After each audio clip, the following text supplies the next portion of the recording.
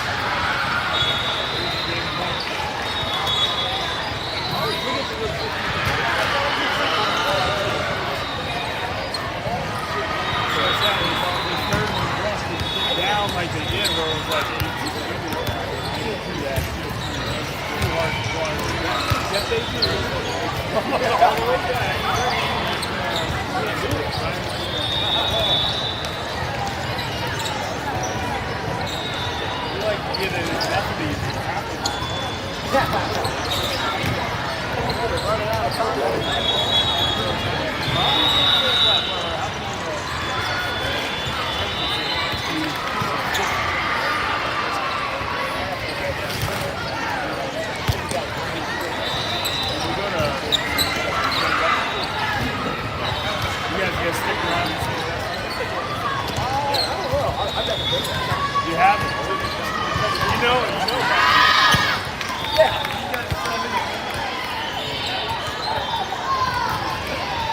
Yeah, my exhibit.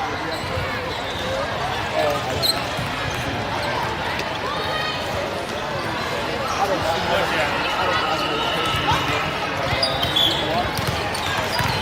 we did a day. Okay. Tell you what, that's what we always try to look at. Well, I mean, it's going to be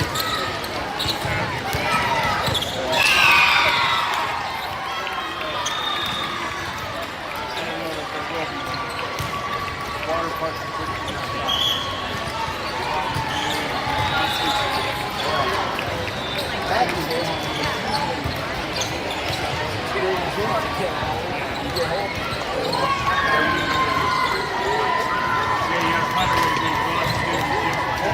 Like, all right, I'm going to go spend 3 hours doing it.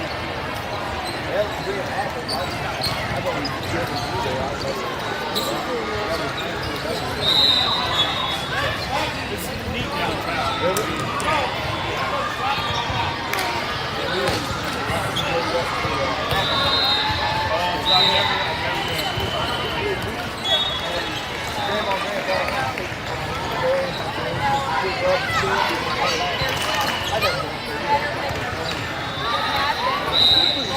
I'd like to do it, yeah. I mean,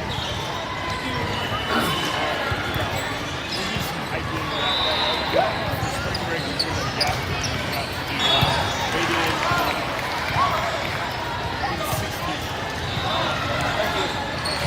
And I got into the top.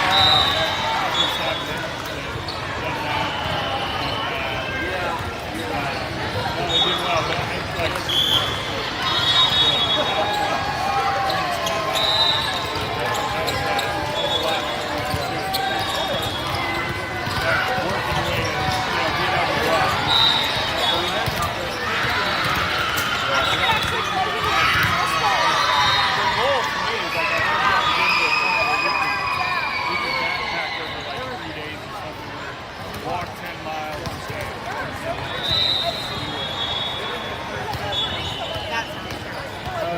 I'm going to go right over here because I want to watch this. I want to watch our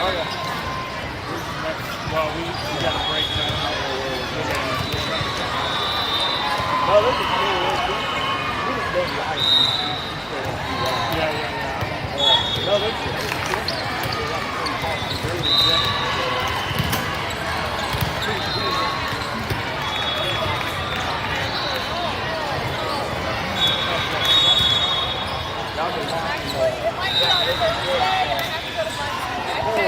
So part of what we hiked is the athletes. Was it really? Yeah, so we actually got caught.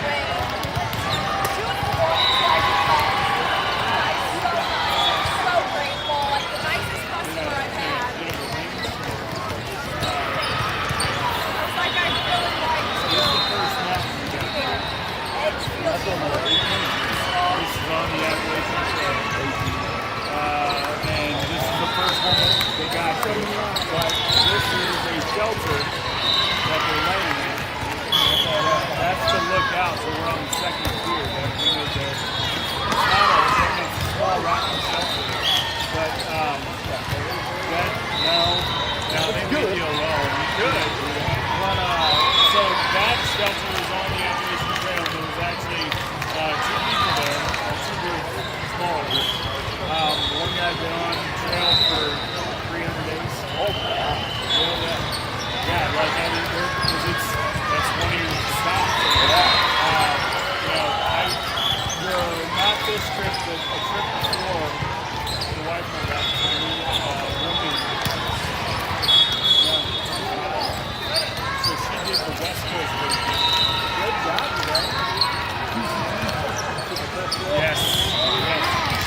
watching that game. She did the I see her. entire thing. She's right in front of this giant dude. When you hold stuff. Just think she only takes this. Yeah, she did the entire thing. Yeah, that's the other one. I just got that. They have two.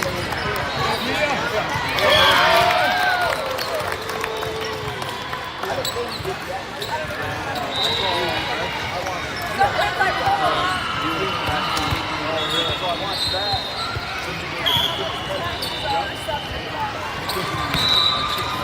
I was sitting in a closed. Okay. I was sitting in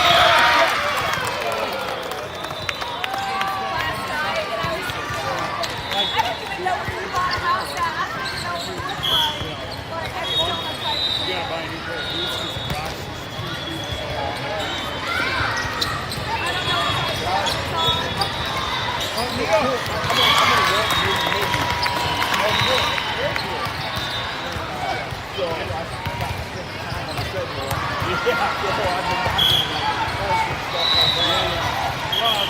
Have you ever done that? I didn't really do that. That was my first one though. But then once you get through, you're like, okay, now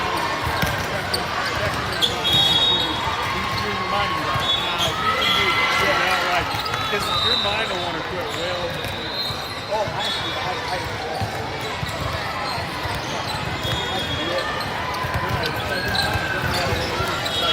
Get into something like that.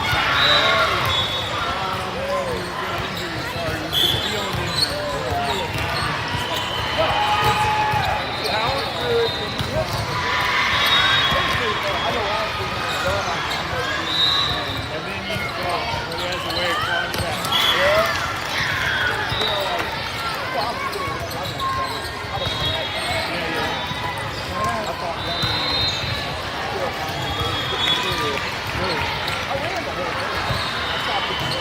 Did you? Yeah, yeah. But no, I rolled down the whole thing like this. I got stopped next time. Man, let's go around. Like things can change in this situation. I could be in better shape. A little bit better shape. She's gonna try to cash out. Okay.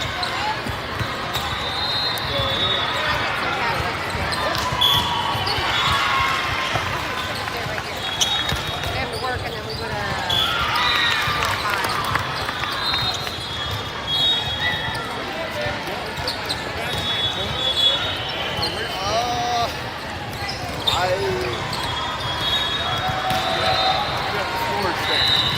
Are they?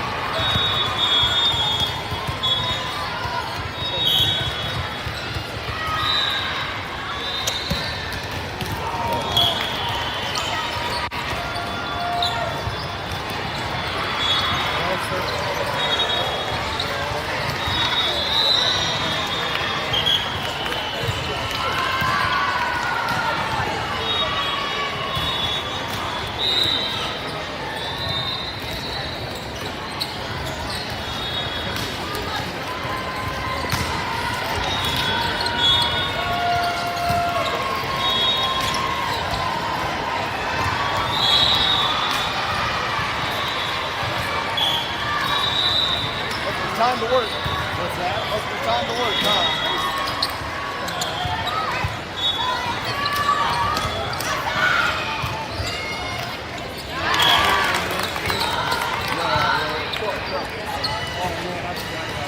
We're hiking on this trail. We're probably 5 miles in, maybe. 5 miles in. There's a guy hiking with this cat. I didn't get a picture of the guy. Yeah, he's got a cat on his shoulders. They're hiking. And they're like, they went to the same spot we did, so they did at least 10 miles. Yeah, so down here is a great I've been there, but it was on the motorcycle trail. well, fun place to ride a bike. That's Oh, the this is good. Gotcha. So the downtown, trip to Gatlinburg is fun in the summer, right? But it's mini Vegas, right? Like this stuff. It is fun.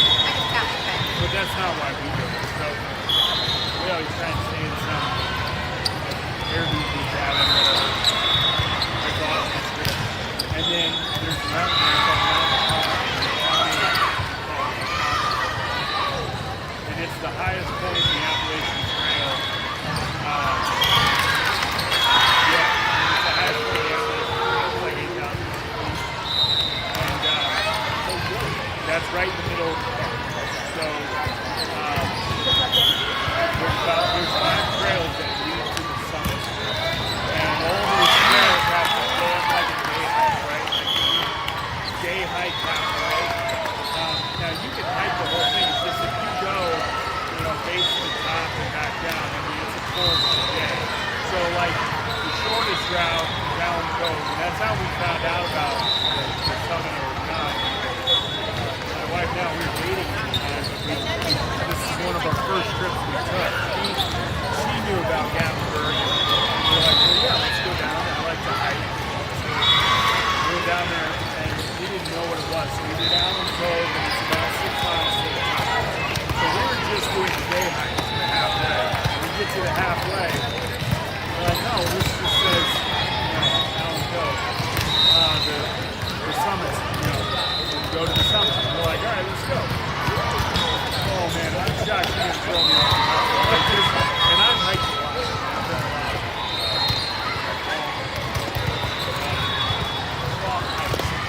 And so I kind of knew what I was getting into, but I mean, it was pretty brutal. It was a little cold. We got to the darker side of the mountain. It was pretty cold. This was October. We didn't have really any food, had water.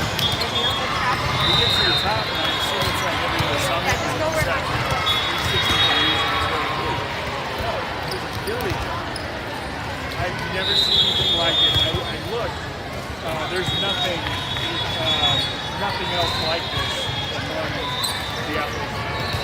In fact, I don't think there's anything like this until you get to the water. So, on top of it, there's about 10 cabins. They're like primitive log cabins. And then they have a great hall, and there's a staff that stays up there. And then they have a llama train, a train of llamas that takes a different route. And they go up there 3 times a week, and they carry supplies. And they treat it like a hotel. So you can book a cabin. And when you book it, they have fresh linens for you every day. You have water. And then they do a breakfast and a dinner every day. And it's family style, so everybody that's staying at the lodge sits around. And I'm like, this is amazing. And we got up there and it was late, like we were literally at 30 minutes or less. We had to turn around and start going back down just so we could get back in time before daylight. And I didn't have a headlamp, so I'm like, I don't want to get stuck out here at night. So this is amazing, great. We had an apple, beautiful views. We're like, we gotta find a way to stay here.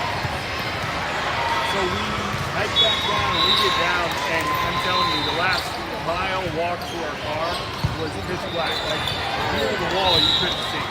And so it was a little sketchy when we get to the car. It's pitch black. We are deep because this is the shortest route to the top, but I mean shortest route meaning it's elevation. So we get back, we are beat, and I'm like, we need to get steak or something. Go to this restaurant, say, hey, can we get a table? It's the only steakhouse for an hour. Hey, can we get a table? They're like, it's a 4-hour wait. We're like, you're kidding me. We're like, no. But there is a bar in the back corner that's first come, first served. Right there. We walk in, as soon as we walk in, we're covered. We walk in, sure enough, somebody walks up and says, here you go. And we're like, yes. We'll sit down, have a whole steak dinner, felt good about ourselves again. And we're leaving, and I tell the guy, I said, hey, thanks for the tip. We're able to get a table. He goes, hey, did you see the bear? And we're like, no. He goes, well, we have a bear. And you go out to your car, be careful. And we're like, really? This restaurant is right on the river, the main river there. And it overlooks it, but we didn't have a table on the overlook. There was a bear out there, we just didn't know it. So we leave, and I'm like, well, we should go see if we can find it. So I turn around this restaurant, I turn around, we go around the side of it. On the side of it, there's just a small little walkway to the river. You can see the river, and it's maybe 50 feet. But you got the building, and then you've got this parking lot, but there's a raised like a wall right there, so it's about 4 feet. So you're in a little narrow corridor. And I'm walking, and I get 3/4 of the way down, and right at the river, they have it all lit up because that's the view for the restaurant. Big old bear sticks his head up, and I mean twice the size of me. And I'm like, because you get black bears, like, oh, a lot of them are like 150 pounds. No, this was a very big black bear. Shut up, looked right at me, and I was like, this is way too close to me. I does that, I kind of stop in my tracks, and it's probably near to the end of that chair as well. And there's nothing in between us. And I stop in my tracks, and I'm like, I need to stay there. Two kids, and I think it's about 10 and younger, maybe 8 and 10. Two kids are running towards this thing. And I'm like, there's no other adult, and I'm like, no. So I jump onto that parking lot. They're running, and I go, and we get from here to the seats. And what's in between us is a small wrought iron fence with only about 8 feet between us and the bear, and the bear can just go around that 8 feet. That's all that's in between us there. And that little 4-foot wall, so they're elevated over. And these kids are running up to go up to the gate, and I grab them, they're not even like this, and I pull them back, and I'm like, no, you can't do that. Sure enough, a minute, 2 minutes later, your dad comes over, oh, what are you guys doing? And I'm like, I'm not trying to regulate you kids, but like, this is too close, so I pulled them back, and the bear's just sitting there hanging out, me to the chairs, and it's twice the size, and I'm like, I was terrified. I had goosebumps talking about that. I was terrified. That's close as I've been, close as I've ever want to be. It was enough for me to get in the car and left. But now we knew about this Mountain Top Village, right? That was a day, right? Like, that was a good day. So that was one of our, my wife and my first dates kind of, you know, not first date, but like we took a trip. Fast forward, now we're like, well, we got to find a way to stay up. So we were there the first week of October, second week of October. And they say there's this number you call, and there's a woman, she may or may not answer, like, and you just keep calling until she answers. So it's the second week of October, I called for like 3 days ago. And I mean, like saying hours, like calling. And finally she answered, and I said, hey, I'd like to work with reservation, how's this work? Explaining to me, and I said, okay, well, can I get something for this stuff to do? She said, no, I'm like, okay, but when you guys start taking it? She goes, October 1st. So we're literally a week and a half in. And I go, you're sold out for the whole next year. She goes, every day. Sold out for the whole next year. Okay, can I get into the next one? No. We only book 1 year. And when we book that year is done, I go, okay, so you've been open, booking for, you know, next year for a week and a half, you're out. You don't have to do that. And I'm like,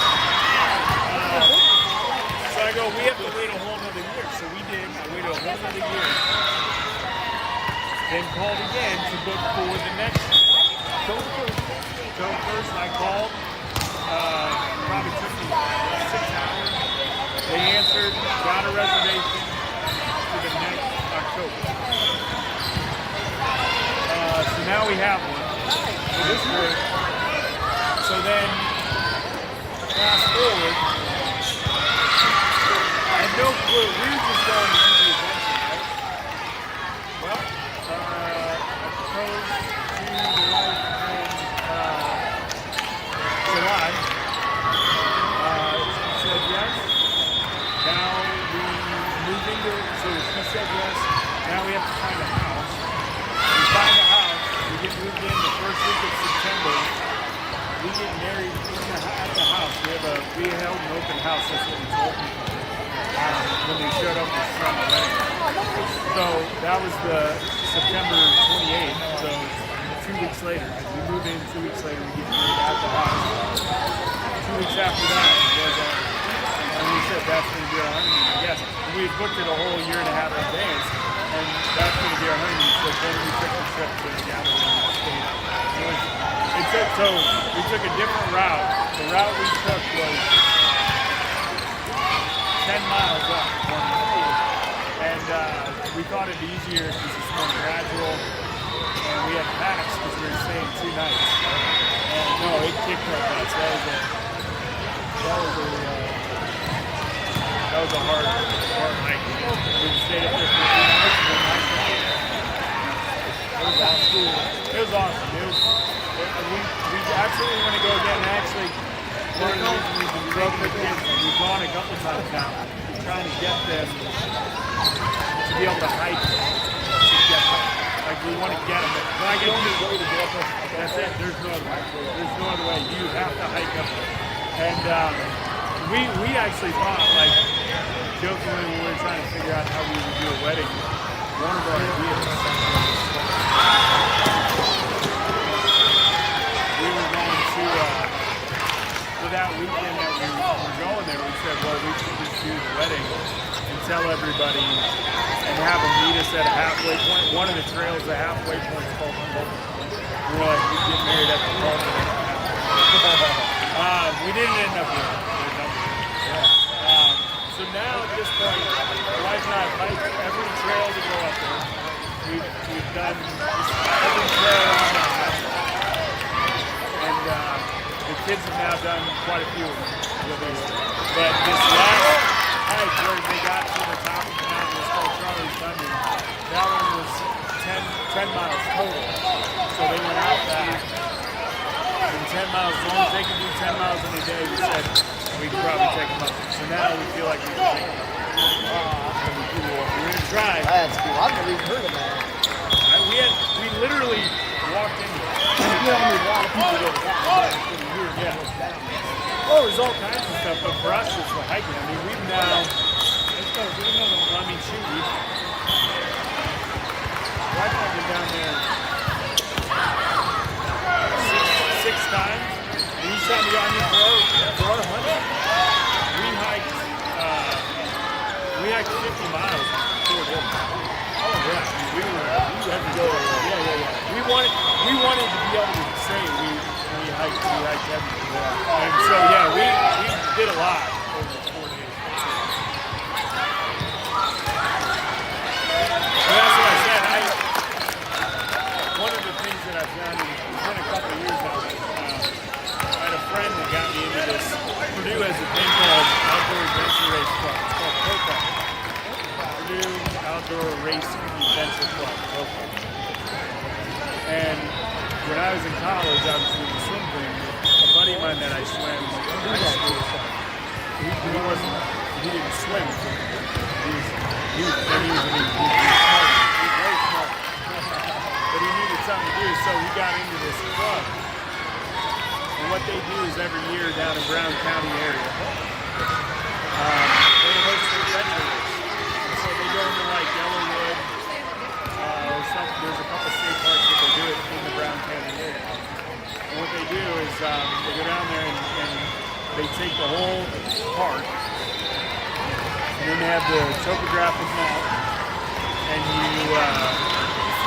the way the race works is on a Saturday at call it 11, you get your coordinates, and they give you your first set of 10 latitude, longitude, and on your map you have to plot your points, and then you go out into the park, and all you get is a compass and your pack. And you go out into the park and you go find your point, so you hope you plot it. And when you find your point, the way that you know you're at the right spot is they have a little 1x1 flag, and it has a unique punch.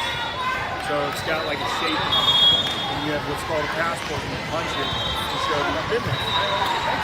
And you do this, and you go collect your points, and you do it over, the race is 3 days. And we always say we're only doing it in 48 hours because the race always starts on Saturday, and we go to work on it. So by the time Sunday rolls around, if it's 6 o'clock at night and we're not finished, or we're not gonna finish, we know.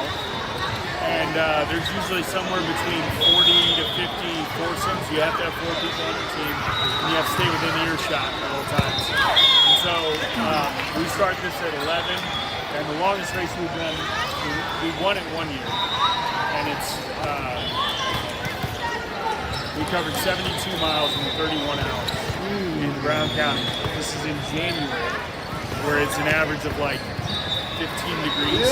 Yeah. And so you go through the night, you don't sleep. You just go straight through. So it was 30 hours straight. Like Barkley Trail stuff. Yes, that's what it is. The Barkley Trail, yeah. So Barkley being in Tennessee, Tennessee's terrain is significantly worse than Brown So County. it's kind of marked up to the Barkley. Yes, it's very similar. Now the Barkley does 120 miles. This one, the longest race recorded was the year we actually won. And most of the time, they have some competitive teams that do it. Like Solomon has a team. The military usually has a team. Comes to Brown County? Yeah. Wow. There's a sponsored team. Well, it's because they're training for other ultramarathons. Oh, okay. So it's an ultramarathon orienteering race is what they call it. So right, but so this one, like, 70 miles being the longest race. So the Barclays 140, 150 in the same time. Now the guy that got me onto this, he's done it every year, and he's the longest standing person to do it. And he's very good at what he does. He's a great orienteer. And I've wanted to try and get him signed up into the Barclay because I think he could give it a shot. Yeah. Because his orienteering is so good. That's a different race. It's like, oh, dude, I think about it. I'm like, I know what shape I'm in at the end of those things. And it's like, when you finish, your body shuts down. Like, when your brain tells the body, like, okay, dude, I've gone into the point where I've shaken so hard, like I can't stop shaking. My whole body is shivering and shaking. It's backwards and forwards. You're just, like, you can't walk anymore. You just walk 7 miles. You can't walk anymore. Yeah. Like, you're walking like this. It's so wild. Your body just shuts down. I felt like 13. Oh, but the thing is, like, why do you do it each year? It's like to remind your body you can't. That's it. Yeah. So, like, when I met my wife, she's, into hiking, but she's like, I never could find anybody to go. And she's like, you like hiking? I'm like, no, let's go. Yeah. And so I'm off and ready to do it. And then now it's kind of evolved into something more. We're trying to get the kids. Yeah, that's fun adventure. That's cool. I always say, like, I wish I had. Because, you just walk out in the woods and you never do nothing. Nothing. Yeah, you're going by a compass and you're just. I mean, there are some trails. Sometimes you'll pick up on trails, but a lot of times you're just like, you go see a thicket. You're in. I mean, at one point, not the worst, more than bad stuff. So on the map, there was because it's just a topographic map, so all you see is elevation, right? And you can see where some of the trails are and things like that. They give you your points, and we're on our second loop.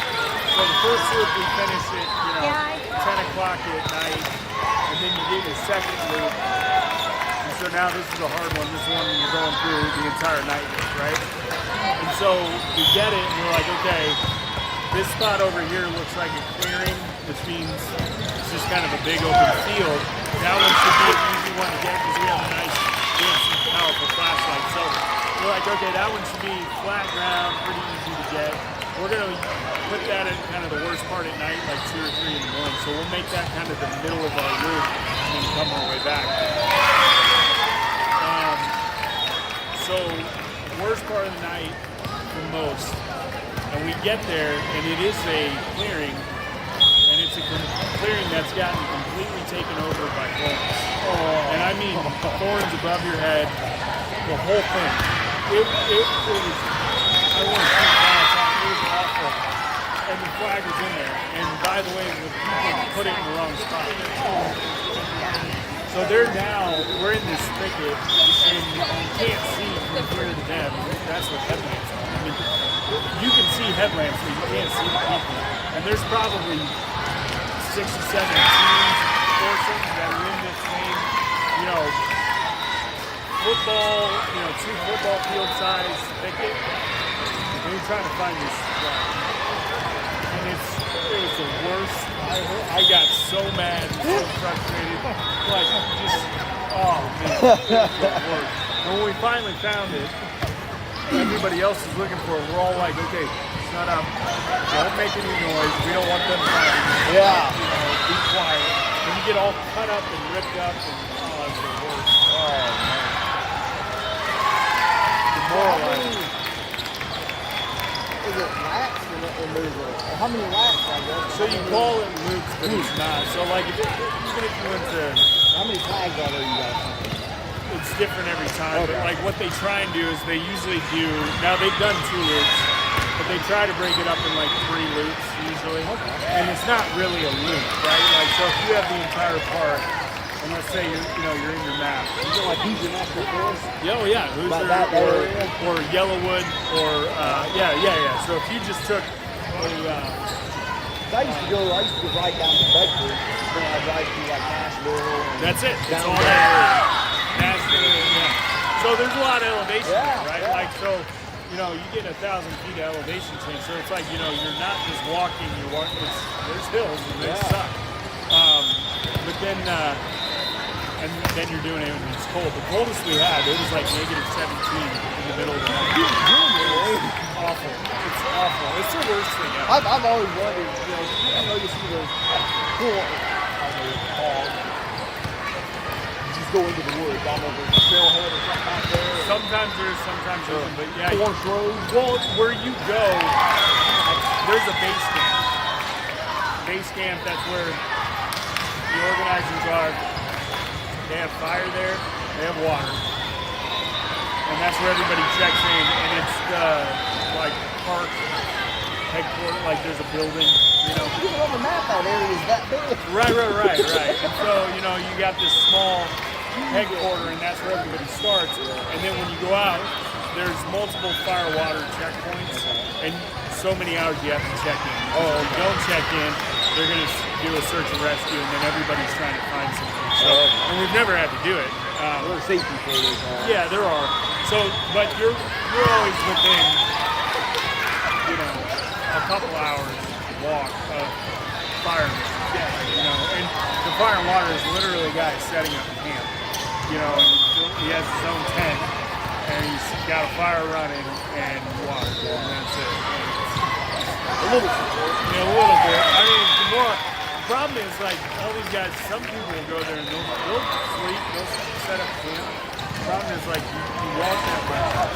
The minute you stop, your body's not.